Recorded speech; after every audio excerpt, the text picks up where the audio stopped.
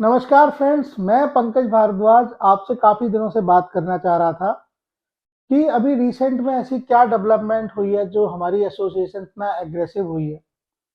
Basically हम पिछले 2 सालों से अंसल से रिक्वेस्ट कर रहे हैं कि वो हमें हमारा हिसाब दे। जो हम हर महीने मेंटेनेंस देते हैं उसका पैसा कहाँ जाता है उसका हिसाब मिलना चाहिए। पर अनफॉर्चुनेटली उन्होंने हमारी बात की कोई सुनवाई नहीं की। उसके बाद हमने लास्ट ईयर दिसंबर में इनको एक नोटिस सर्व किया था कि अगर आप हमें हिसाब नहीं देना चाह रहे हैं तो आप हमें हैंडओवर दे दीजिए, हम ये मॉल अपने आप चला लेंगे। उस नोटिस को इन्होंने कोई रिस्पॉन्स नहीं दिया। ऑरेंज स्काई ने कहा कि हमें अंसल ने अपॉइंट किया है, आपको नोटिस देने का कोई अधिकार नहीं है। खैर, बात आगे गई। हमने जनवरी में और चीज़ें की, आगे बातचीत की, आगे कोशिश की इनसे बात करने की, बट कोई रिजल्ट नहीं निकला। फिर फाइनली परेशान होकर हमने इनको सेकंड नोटिस दिया। सेकंड नोटिस में भी कोई रिस्पांस नहीं आया इनकी तरफ से। फिर हमने पेपर में ऐड निकाला और कुछ एजेंसीज की हमने कोटेशन मंगाई। हमारे पास कुछ बेहतरीन एजेंसी आज के टाइम में पाइपलाइन में है जो इस मॉल को अच्छे से चला सकती हैं, वो टेक ओवर करने के लिए रेडी हैं। उसके बाद हम लोगों ने 8 अक्टूबर को एक एजीएम की, एनुअल जनरल बॉडी मीटिंग, जिसमें आप में से काफ़ी लोग आए थे। उनको हमें अपने विजन बताए कि हमने क्या करने की अब तक कोशिश की है, मॉल में क्या बेहतर करने की कोशिश की है और क्या हम आगे करना चाहते हैं। तो उसमें ये सब चीज़ें डिसाइड हुई कि हम एक एडवोकेट हायर करेंगे, अगर ये नहीं सुनेंगे तो हम जो है लीगल नोटिस देंगे और इस मॉल को टेक ओवर करेंगे और किसी ढंग की मेंटेनेंस एजेंसी को देंगे। उसी सब चीज़ों को आगे बढ़ा रहे थे क्योंकि हमारे पास में 2-4 अच्छी मेंटेनेंस एजेंसी पाइपलाइन में थी। फिर भी हम पेशेंस रख रहे थे कि यही लोग मॉल को अच्छे से मेंटेन कर लें और हमें हमारा अकाउंट समझा दें कि जो हम हर महीने 50-60 लाख रुपए दे रहे हैं उसका बेसिकली ये यूज़ क्या कर रहे हैं। पर अनफॉर्चुनेटली हमने कई बार देखा इन्होंने उस पैसे का मिसयूज़ किया। उस पैसे से ये अपने पर्सनल खर्चे चला रहे हैं। उस पैसे को जहाँ सही जगह यूज़ करना था वहाँ यूज़ नहीं कर रहे हैं। ना ये एनपीसीएल का बिल दे रहे हैं। हमने इनके पिछले 1 साल के एनपीसीएल के बिल चेक किए हैं।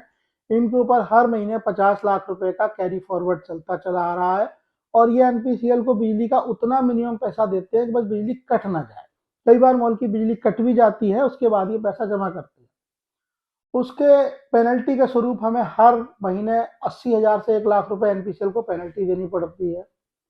ये किसी वेंडर की पेमेंट नहीं करते हैं। आज इन्होंने कोई हाउसकीपिंग वेंडर रख लिया, उससे 3-4 महीने काम करा लिया, फिर जब वो पैसे मांगता है तो उसे हटा देते हैं, नया वेंडर ले आते हैं। उससे क्या है, कोई भी वेंडर स्टेबिलिटी में यहाँ काम कर ही नहीं पाता है। उसी तरह सिक्योरिटी का, किसी भी एजेंसी को रख लिया, 3-4-6 महीने काम करा लिया, फिर उसे निकाल दिया।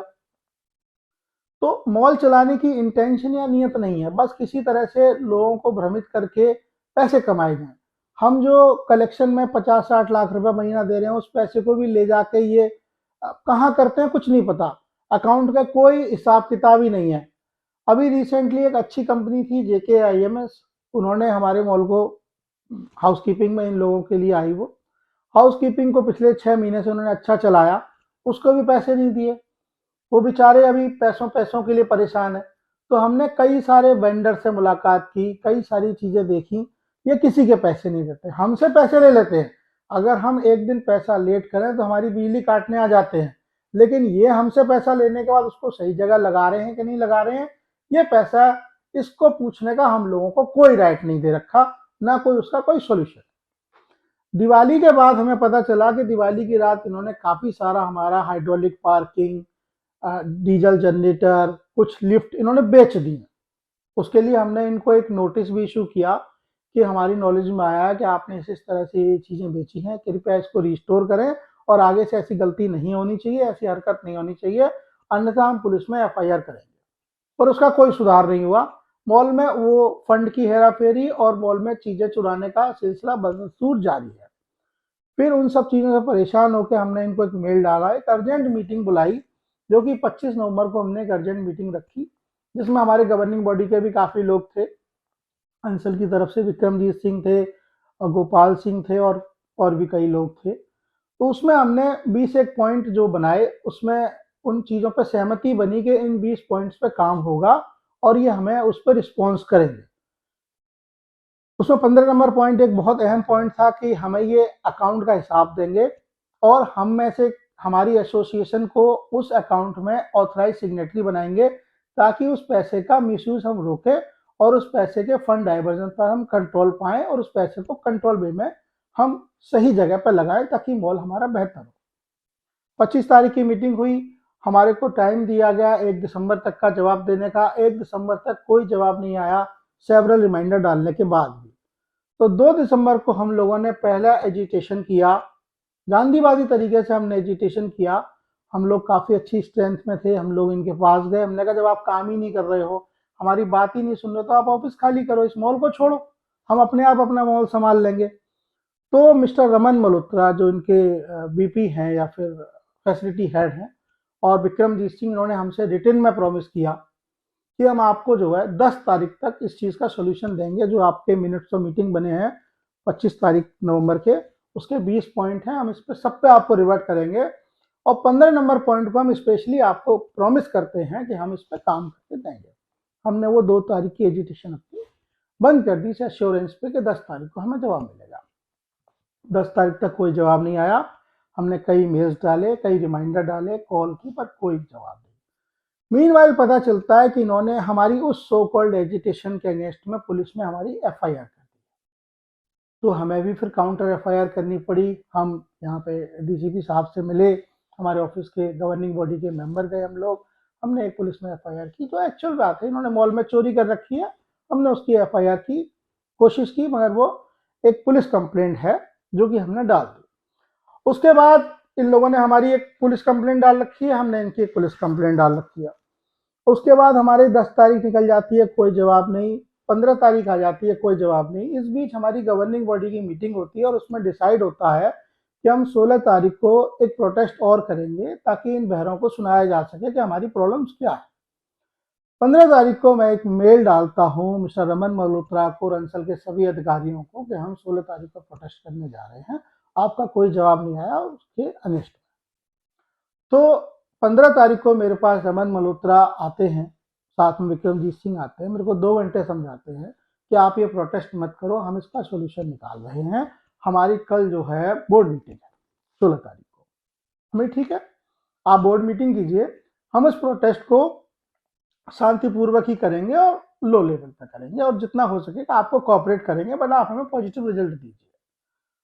हमने 16 तारीख को एक प्रोटेस्ट किया, पुलिस वाले आए, पुलिस वालों ने हमें प्रॉमिस किया कि आज शाम तक ये लोग आ रहे हैं, 16 तारीख को आपको सॉल्यूशन देंगे। हमने पुलिस वालों की बात मानी, गवर्निंग बॉडी के लोगों से सहमति बनी और हमने उस प्रोटेस्ट को पोस्टपोन कर दिया। 16 तारीख की शाम को इनको कोई रिस्पॉन्स नहीं आया। फिर तय हुआ कि ये लोग हमारे पास 18 तारीख को यानी कि मंडे को आएंगे और मंडे को हमसे मीटिंग होगी। मंडे को मिस्टर आयुष अंसल को आना था जो कि परम अंसल के बेटे हैं, मगर अनफॉर्चुनेटली 18 तारीख को भी इन लोगों में से कोई नहीं आया। हमारी किसी मेल का कोई जवाब नहीं, किसी तरह का कोई कम्युनिकेशन ही नहीं। इनको सिर्फ हमारे प्रोटेस्ट को ठंडा करना था। उसके बाद में फिर हम क्या करते बताइए आप लोग। हमने उसी पुलिस कंप्लेंट को आगे बढ़ाया। हमने उसी पुलिस कंप्लेंट को आगे बढ़ाया और उस पुलिस कंप्लेंट को हमने पुलिस वालों को ईमेल डाला कि आप इसको देखिए और इस पर एक्शन लीजिए, क्योंकि हमारी सुनवाई नहीं कर रहे हैं और मॉल में फंड की और चीज़ों की चोरी कर रहे हैं। उसको पहले इंग्लिश में डाला, फिर हिंदी में डाला, फिर सीएम पोर्टल पर डाला। इन सब करने के बावजूद ना ही पुलिस ने कोई कार्रवाई की है, ना ही अब तक अंसल ने हमारी कोई सुनवाई की है। अब उसके बाद में हमने एक एडवोकेट को अपॉइंट किया हुआ है ताकि वो हमारे लीगल नोटिस बना सके। तो हमने अब इनको एक तीसरा नोटिस भेजा है मॉल हैंडओवर करने के लिए, जो कि एडवोकेट के थ्रू गया है, एक लीगल नोटिस गया है। तो ये अब तक की हमारी एक्टिविटी है। अब आप लोग बताएं हम आगे क्या करें। क्या हमें इन लोगों के अगेंस्ट में 156(3) में पुलिस में एफआईआर करनी चाहिए, क्योंकि ये मॉल में चोरी तो कर ही रहे हैं, इसीलिए हमारे मॉल की हालत है। धीरे धीरे मॉल बिल्कुल बंद होने की कगार पर है। और आप लोगों को बता दूं, ये हम लोगों को 2 नोटिस दे चुके हैं। एक नोटिस इन्होंने एक कैम का बिल बना के दिया, एक नॉर्मल सा बिल कि आप पे इतना कैम बनता, आप अपना कैम दीजिए, ये ब्लैकमेल करने की टेक्निक है।